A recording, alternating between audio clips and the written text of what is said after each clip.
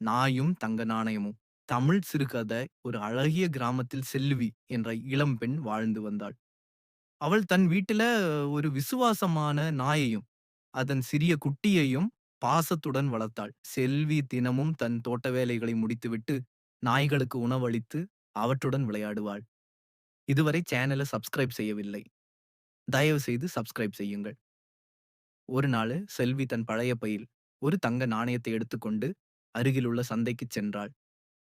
அங்கு அவள் சில சில வீட்டுப் பொருட்கள் வாங்கினாள். ஆனால் வீட்டுக்கு திரும்பும் வழியில் அவள் பை திறந்து தங்க நாணயம் தவறி கீழே விழுந்தது.